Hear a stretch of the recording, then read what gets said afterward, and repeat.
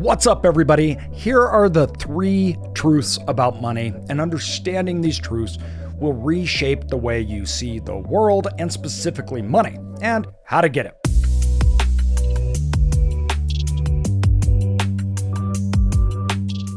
Now, the 3 ideas of money that are generally actually myths, and that's why we have to expel these myths and talk about the truths, are extraordinarily important because they shape the viewpoint of everything from the economy to your job to investing, etc. And they're very misunderstood. The first one being absolutely very simple. It's just there's no pie. So we talk about this economic pie and how this pie is divided up. That doesn't exist. The pie is simply a snapshot in time, as in it grows, it gets bigger and smaller all the time. If this was true, then there was an actual pie that we are dividing up amongst us, and some people get more and some people get less, then it would have stayed at $10 million all those years ago. But this pie can grow wildly and very quickly, and it can also shrink.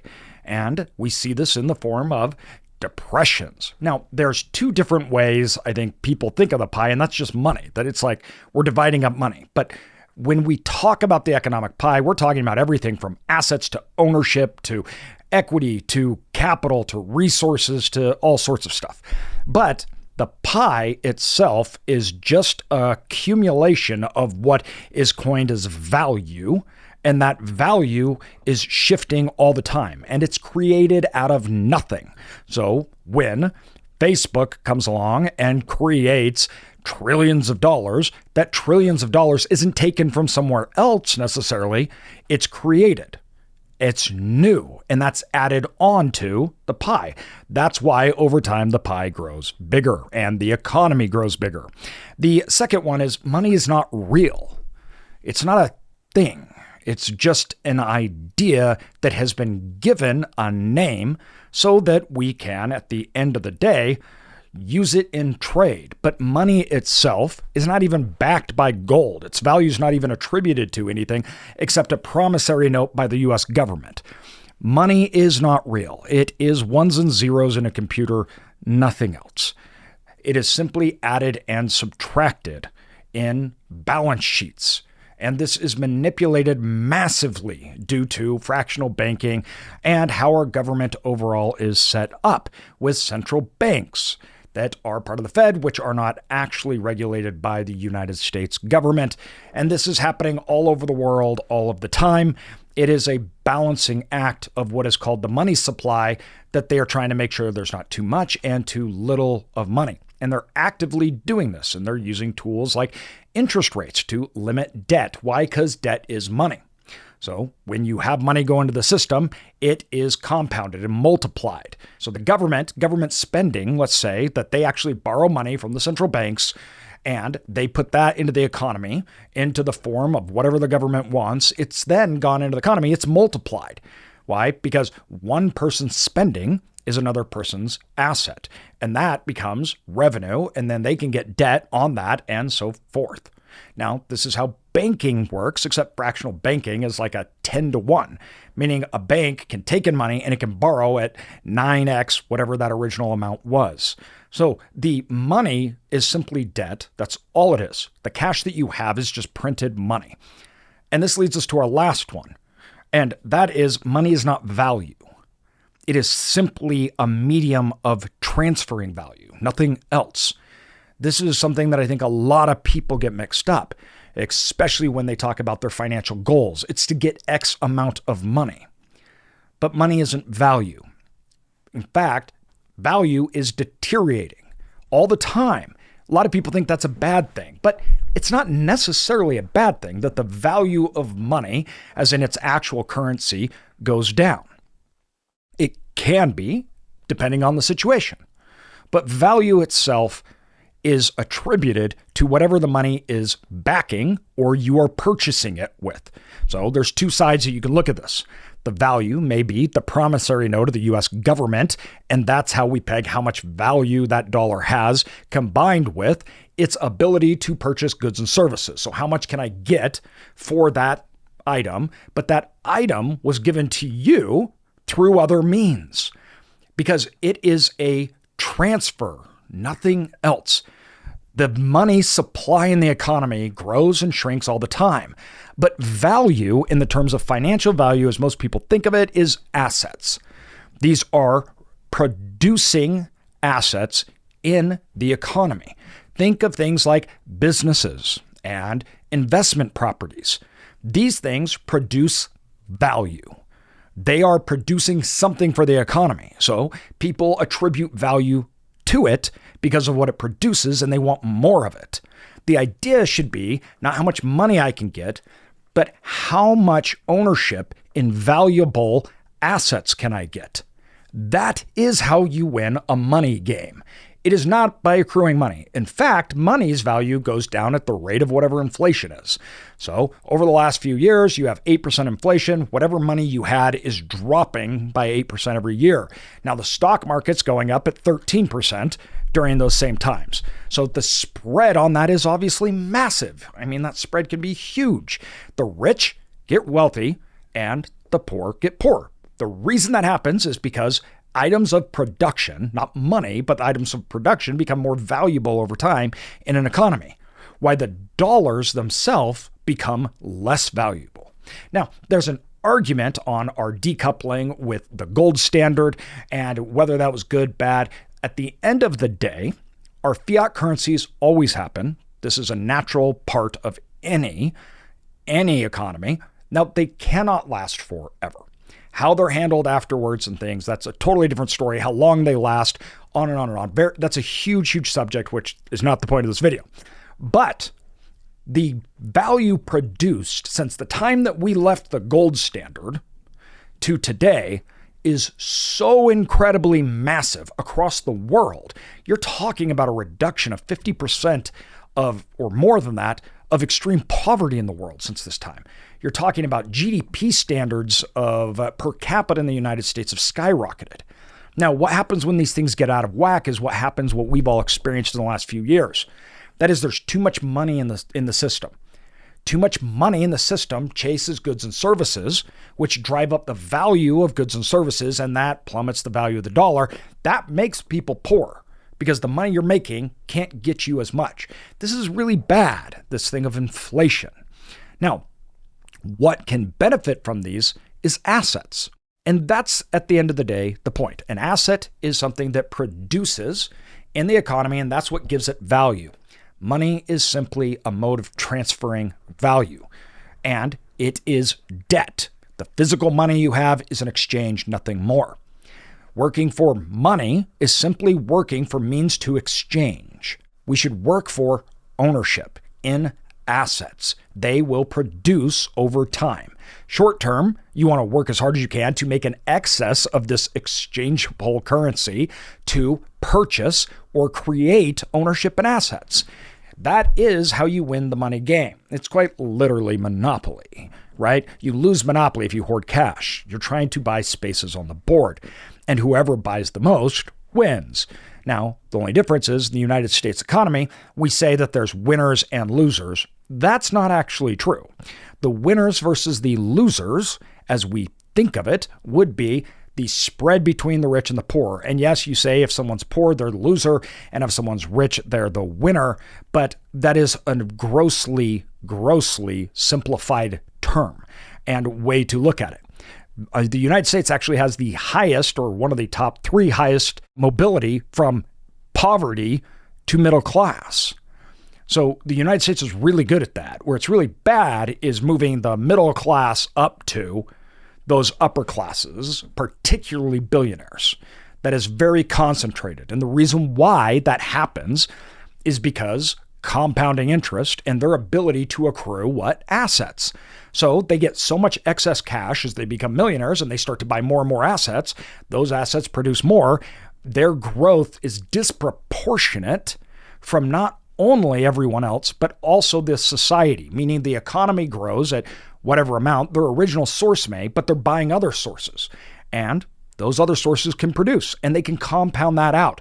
And at a certain point, that compounding gets very, very quickly. Technology has made that even more so. combined with the Fed printing money. Now, where to find value?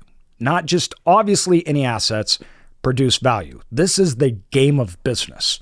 Which assets will produce the most value and hold the most value, but also grow it over the longest period of time? At the end of the day, this value simply comes from demand. People, what we want. You choose who becomes billionaires. You choose that, right? If everybody stopped using Facebook, Mark Zuckerberg would not be a billionaire. And that's the same with Tesla and on and on and on. Amazon, on and on and on. Now people say, well, I don't have a choice. You do. You could actually go to Walmart, just like everybody did 15 years ago, right? But we're choosing something else. So the demand for that person's services of the asset that produces that, which they have ownership in, is so massive that value of that ownership rises. If the people don't want it, it loses value. This is why millionaires are one of the largest fluctuating classes in the United States, meaning they don't hold the most. They go up and down massively. People that earn $1 million, 80% of those people that earned $1 million in a year only earn it one time in their entire life. The next year, it's a totally new crop. It's wildly different. People that earn consistently is actually quite rare. So there's a big difference into what's going on. And the reason is when you own assets and allocate capital, you are subject to market trends. We all hear about billionaires becoming wildly rich. We always forget, though, that when the stock market goes down, they're losing 20, 30% of their value. Right now, we're at a high where I'd say the other classes, particularly lower class, is at a low due to inflation. That spread is devastating on the economy and actually hurts rich people. That may be okay for time being, but eventually that will crater because demand gets cratered and then stock markets and everything else start to fall. That's a reset. And this happens. You have recessions and depressions. Assets get overinflated. It is in cycles. But the cycle that does not change is if you are an asset owner, you over the long term win. And if you are a cash holder, you lose. There's a reason for this, and a very important one, and the reason the government will never change it. Because if they did, people would hoard cash. Then they would not produce anything. Everything the government does in terms of the economy is simply meant to direct. Nothing else. They incentivize things. So if you want your economy to grow, you incentivize people with money, and not just rich, anybody. What do you incentivize? To put into assets. How do they do that? With tax breaks. So you get tax breaks by accumulating assets, buying assets, building, on and on and on. That way the economy gets bigger. Makes sense. You don't want somebody to say, I'm going to buy a Ferrari, or if I go out and build this apartment complex, I don't have to pay 50% taxes. So forget about the Ferrari. I'm going to go buy that. As in, they're not buying things simply for them. They're actually putting their money to work, that they're putting it into businesses. They're hiring people. And that's what the wealthy do. And they really do that. And they do it at mass. That also creates the other problem, though, that compounding effect, because their money is just always going into new assets. So the problem is, as that builds, those assets, they start producing at a level that is so massive at the end of it that even after taxes or even after them buying all the assets they can and selling it, the production is wild, right? Now, this, once again, technology has been one of the largest compounding factors of this. Technology has spurred concentration of wealth, your ability to buy, sell, manage assets, to do it in different locations, to understand, get information, to use it as leverage. It's allowed companies to scale quickly, allowing you to purchase a bunch of handful of tech companies and they scale up in terms of time, levels that we haven't seen before. So the people that are the wealthiest, they own the economy. Now, people that are good at business, they're good at finding value and buying it and doing it over and over and over again.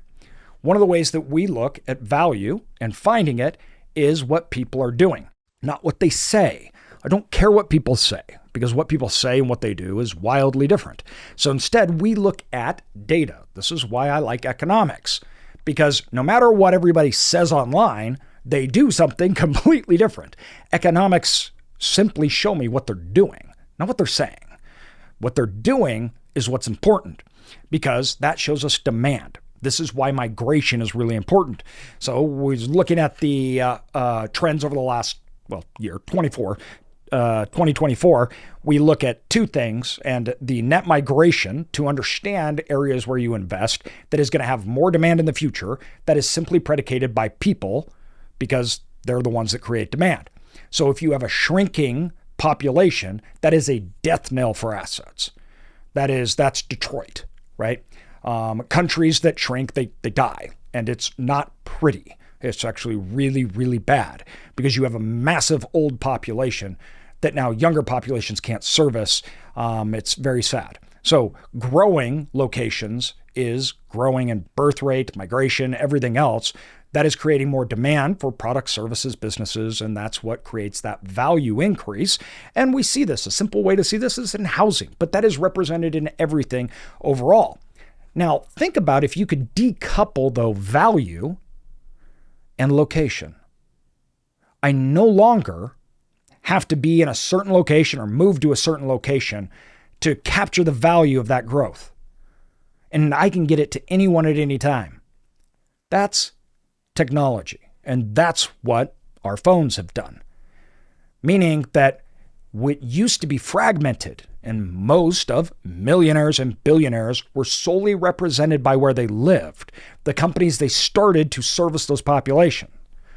That changed, particularly in the 90s and at the end of the internet wave. So the internet was massive in creating efficiencies and productivity in its first wave. The latter end of the internet did the opposite. It simply consolidated the wealth that had been created, and it created connectivity as opposed to efficiencies and output. Now, when you develop an app and you don't need to service a local area, you can just service everywhere all over the world, and you can hit that demand for everybody, you can really, really make money. And that's what technology did. Now, for most of us, that's not our business. Instead, we're looking at local areas.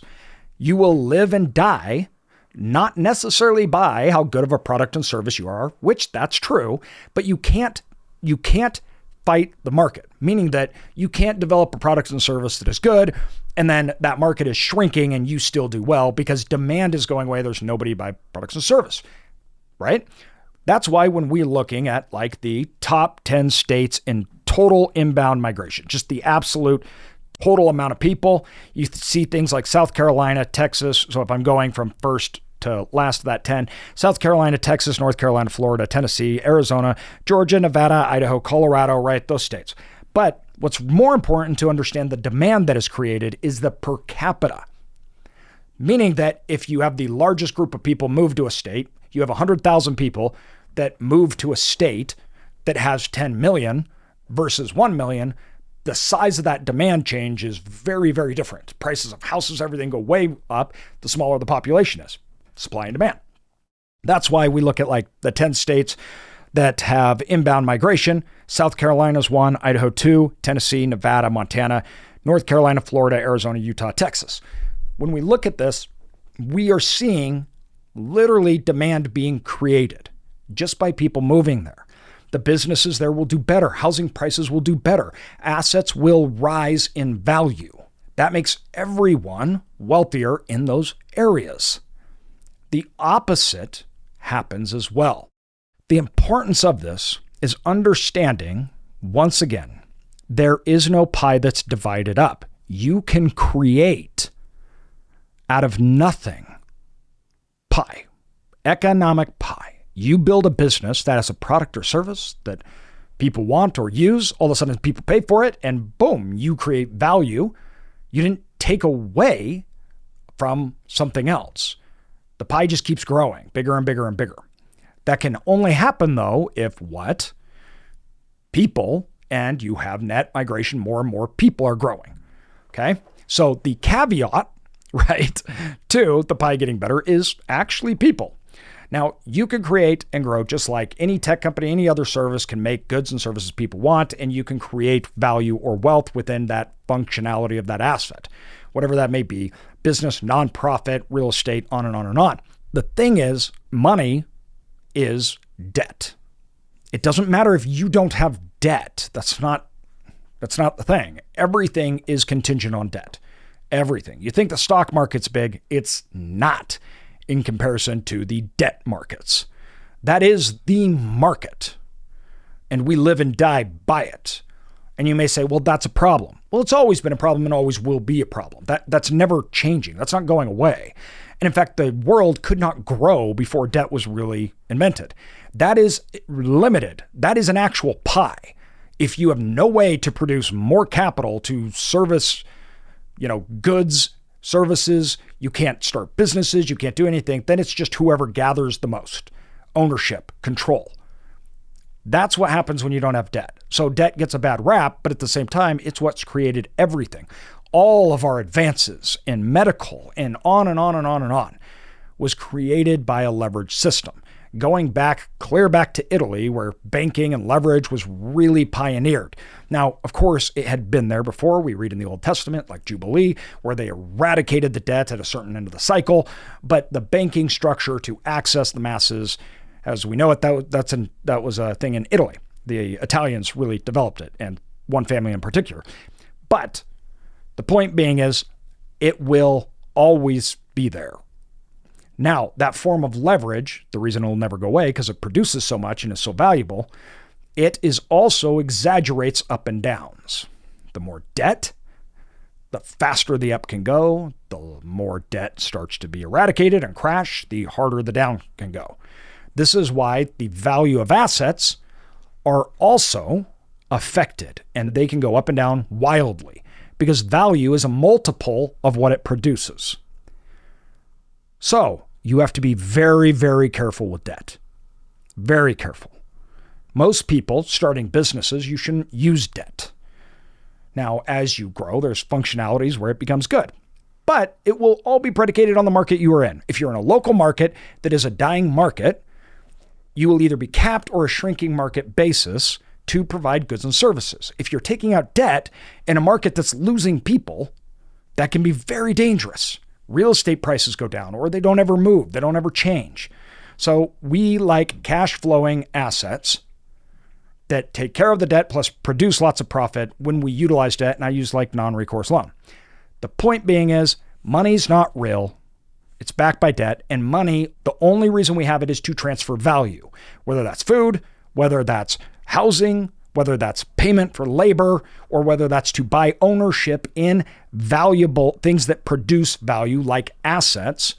Money is the vehicle for transfer, nothing else. The better you understand this, the better you can capture, create, and own value in the economy. And that will create more value and make you wealthy, i.e. rich. You cannot do it without it. That is the functionality of the economy. Yet most people do not understand the fundamental principles of money and how it works in the economy. Lots of people don't even like it, but it doesn't matter if you like it or not. That's the way it works. And to be honest, it's worked very, very well at the end result of helping people. Our lifespans are much, much longer in just the last 50 years. Quality of life, extreme poverty is down 90% in just the last 100 plus years. We've revolutionized the world through modern economics. We save children. It's almost insane to even think about just 200 years ago where we were at compared to today, and how long that we lived in humanity in a certain stage. And it was only until the economics of production and value could break free that we were allowed to harness individuals, create liberties and freedoms. It's amazing. But you have to decouple money and understand what it is. Money loses value over time, almost always. You do not want assets losing value. That's the worst case scenario because assets actually produce the value to society. Money doesn't. People say, oh, I don't care. Screw the rich. But that's how you have everything. Literally your job, everything that you buy, your drugs, everything. There's nothing that's not attached to that. Nothing. So if that collapses, your world does. Does it get out of whack? Yes. And there's lots of reasons for it. And it needs to go back. And it will. And those adjustments can be big. And you can give us all whiplash. And they can be very, very scary. But they do happen. Now, study money. Understand value. If you understand value and how to find it and how to create it, you will always be wealthy. Hopes this helps everybody. All right. Talk soon.